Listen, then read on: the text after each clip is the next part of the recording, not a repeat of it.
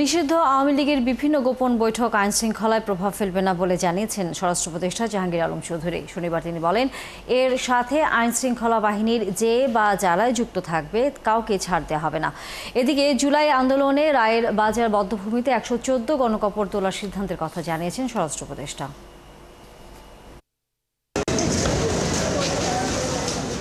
সকালে রাজধানীর মোহাম্মদপুর থানা পরিদর্শনে আসেন স্বরাষ্ট্র উপদেষ্টা অবসরপ্রাপ্ত লেফটেন্যান্ট জেনারেল মোহাম্মদ জাহাঙ্গীর আলম চৌধুরী।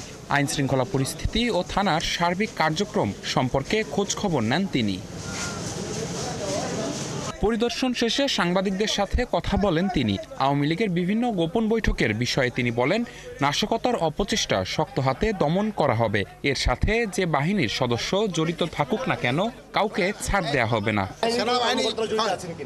যে বাহিনী যে জড়িত থাকবে কাউকেই ছাড় দেওয়া হবে না, সবারই আইনের আওতায় নিয়ে আসা হবে। আর যেহেতু আপনারা বললেন যে তাদের কার্যক্রম নিষিদ্ধ করা হয়েছে, এবং তারাও যদি কোনো রকমের অপকর্ম করতে চায় কোনো রকমের ছাড় পাবে না। আল্লাহ দিলে কোনো ধরনের কোনো শঙ্কা নাই। এদিকে থানা পরিদর্শন শেষে জুলাই আন্দোলনে শহীদদের গণকবর জিয়ারত করতে রায়ের বাজার বধ্যভূমিতে যান জাহাঙ্গীর আলম। সেখানে তিনি জানান, শহীদদের লাশ শনাক্তে কবর খোঁড়ার কথা।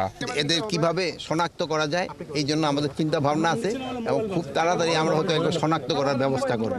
এতদিন হয়েছিল তাদের আত্মীয় স্বজন অনেকেই মানে কবর উঠানো হোক রাজি হয় নাই, এখন মোটামুটি তারা সবাই রাজি হয়েছে, কেউ ডিএনএর মাধ্যমে, আর কেউ যদি এখান থেকে তাদের গ্রামের বাড়িতে নিয়ে যেতে চায় ওটাও আমরা তাদের অ্যালাউ করবো। এখন পেয়েছি যে 114 জন। গণকবর সৃষ্টির নেপথ্যে থাকা সবাইকে আইনের আওতায় আনার হুঁশিয়ারিও দেন তিনি।